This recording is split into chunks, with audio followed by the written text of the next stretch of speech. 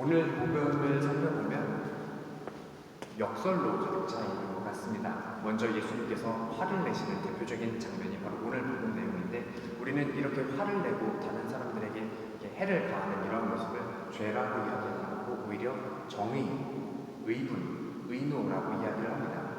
첫 번째 역설이 여기에서 나오죠. 그리고 두 번째 역설은 오늘 이야기는 우리가 속칭 성전 정화 이야기라고 이렇게 표현을 합니다. 그런데 사실 살펴보면 예수님께서는 깽판을 치시죠. 사람들이 이렇게 있는데 다 뒤집어 엎고 엉망을 만들어 버리십니다. 그런데도 우리는 이 사건을 성전 정화라고 이야기를 해요. 성전을 깨끗하게 만드셨다고 이야기를 합니다. 그 이유를, 이 역설에 담겨져 있는 그 의미를 한번 찾아보고 싶습니다. 그냥 단순히 이 건물 자체만을 깨끗하게 하는 그러한 정화의 의미가 아니라 영적인 의미에서 우리가 살펴볼 필요가 있을 것 같습니다. 이 당시에 그 파스카 축제라는 것이 1년에 한 번씩 있는 가장 큰 축제 중에 하나였는데, 모든 유다인들이 가서 성전에 가서 봉헌을 하고 예물을 바쳐야 하는 그런 축제였습니다. 그런데 이 모든 사람들이 다 예루살렘에 사는 것이 아니라 이 이스라엘에 살고 있는 모든 유다인들이 다 이 예루살렘으로 모여야 하니까, 그런데 이 사람들은 멀리서부터 소나 양을 끌고 갈 수가 없잖아요. 그래서 예루살렘에 가서 이러한 예물들을 사야 했습니다. 이때가 기회다 하고 이 어떤 상인들과 환전상들이 모여들기 시작을 한 거죠. 그런데 더 중요한 것은 이러한 사람들이 어떻게 성전 안에서 이러한 도물들을 팔 수 있었는가 하는 겁니다. 바로 이 당시에 있던 그 사제들이 이들에게서 뒷돈을 받고 그냥 모른 척하고 있었던 거죠. 그래서 이 한 통속이었습니다. 속된 말로 그냥 이들이 한 통속이었기 때문에 이 파스카 축제라는 것이 사실 하느님께서 이스라엘 백성을 구해내셔서 지금 이렇게 너희가 잘 살게 된 것을 기념하고 감사하는 날인데, 이러한 기본적인 의미들이 다 퇴색된 채로, 다 없어진 채로 이들에게는 큰 대목이었던 겁니다. 돈을 벌 수 있는 절호의 기회였던 거죠. 이런 것이 오랜 시간 지속되어 있는 이런 악습에서 예수님께서는 이들을 자유롭게 해주시고자 이들에게 속칭 깽판을 치신 거죠. 그래서 겉으로 드러나는 모습은 다 엎어버리고 엉망진창을 만들었지만, 사실 예수님께서 하신 것은 단순히 성전 이 건물 자체를 깨끗하게 하신 것이 아니라 성전이 가지고 있는 기능을 회복하신 것이고, 우리 마음 안에 있는 그러한 성전을 깨끗하게 만들어주신 그런 영적인 의미에서 우리가 다가가야 할 것 같습니다.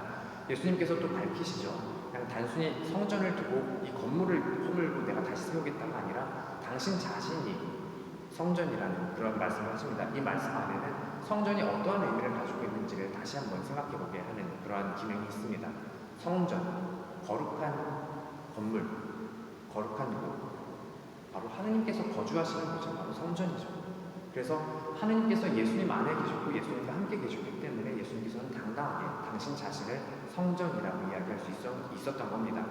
이 의미에서 확장해보면 우리 각자 개개인에게도 주어지는 어떤 사명과 어떤 의미가 있는 것이 아닐까 묵상해봅니다. 우리 안에 예수님께서 글자 그대로 우리 안에 들어오시죠. 미사 안에서 말씀으로, 성찬의 전례 안에서 빵과 포도주의 형상으로 우리 안에 그대로 들어오십니다. 그래서 우리 안에 살고 계십니다. 그리고 우리가 하는 기도 안에서, 우리가 받은 세례, 변진 안에서 하나님께서 성령을 보내주셔서 우리 안에, 우리 위에 거주하고 계십니다.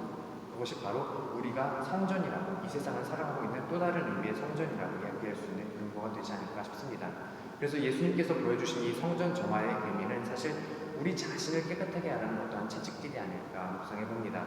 우리 안에 우리를 더럽히고 있는 모든 것들, 세상적인 근심들이나 세상적인 욕심들, 어떠한 나를 근심하게 하는 모든 것들을 다 쫓아내라는 예수님의 격려의 말씀이 함께 담겨있는 것이 아닐까 생각해봅니다.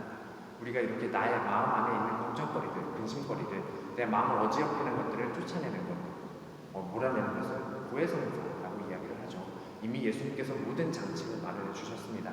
그런데 사실 고해성사 보는 게 쉬우세요? 사실 불편하죠. 여러 가지 이유가 있습니다. 첫 번째는 그냥 내 죄를 마주하는 것, 그리고 내 죄를 다른 사람에게 이야기한다는 것 자체가 불편할 겁니다. 그래서 오늘 복음 안에서 사람들이 예수님께서 이렇게 성전 정화를 하실 때 불편해하면서 당신이 무슨 권한으로 이렇게 하는지, 어떤 표징을 보여줄 수 있도록 하고 불편한 심기를 드러냅니다. 바로 그것이 우리의 심기가 아닐까 싶어요. 그래서 우리 안에 우리의 잘못들, 더러운 것을 쫓아낼 때 생기는 그러한 부담감, 그리고 또 하나는 신부님이 내 목소리를 알아듣고 나를 어떻게 생각하면 이렇게 생각하면 어떡하지 하는 걱정이 또 있을 겁니다. 다들 한 번쯤은 그런 생각 해보셨을 것 같아요.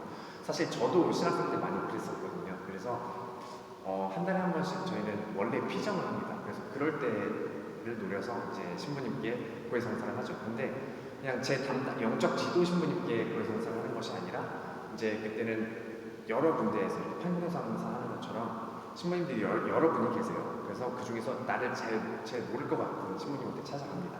그래서 고해성사를 하죠. 그래서 제가 학부 4학년 때 그렇게 해서 다른 학년 담당 신부님께 고해성사를 봤는데 갑자기 고해를 다 들으시고 신부님이 그러시더라고요. 자, 그래 혜성아, 네가 이제 4학년이 됐지? 앞으로 이렇게 이야기를 하는 겁니다. 그래서 이 신부님도 안 되겠다. 그래서 한 3년 뒤에 이제 다른 또 피정 때 또 다른 신부님께 갔어요. 그랬더니 자, 그래 네가 이제 대학원 2학년이지? 이렇게 하시는 겁니다. 이제 사실 이제 사제들은 이 고해한 사람이 누구인지 그런 내가 당신을 인지하고 있다 이런 것들을 표현하면 안 되지만 사실 저희 교육 차원에서 그렇게 표현을 하신 거지만 사실 여러 가지 그런 불편함들을 우리 마음속에 갖고 있지만 사실 다 여러분들도 아실 겁니다. 고해성사 안에서 내가 하는 고백들은 이 사제에게 고백하는 것이 아니라 하느님께 예수님께 고백하고 있다는 겁니다. 그래서 우리의 모든 죄들 우리가 얘기 못할 것은 없죠. 예수님께. 왜냐하면 예수님께서는 오늘 복음에서 이야기하신 것처럼 사실 예수님께서는 사람 속에 들어있는 것까지 알고 계셨다 하고 있습니다. 우리가 고백하지 않는 것까지도 예수님께서는 다 알고 계시기 때문에 그분 앞에서는 이야기하지 못할 것이 없습니다. 단지 우리가 이 고해성사 안에서 우리가 이런 죄들을 이야기해야 하는 것은 하느님께서 우리의 그런 용기를 원하시기 때문입니다.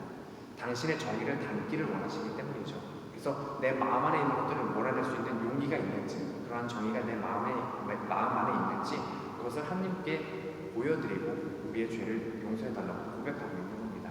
그래서 이 고해성사를 통해서 특별히 이 사순시기에 하나님의 은총의 시기라고 이야기를 하죠. 그래서 이 은총의 사순시기에 고해성사를 통해서 살아있는 성전, 여러분 각자의 마음의 성전을 정화해 보실 수 있었으면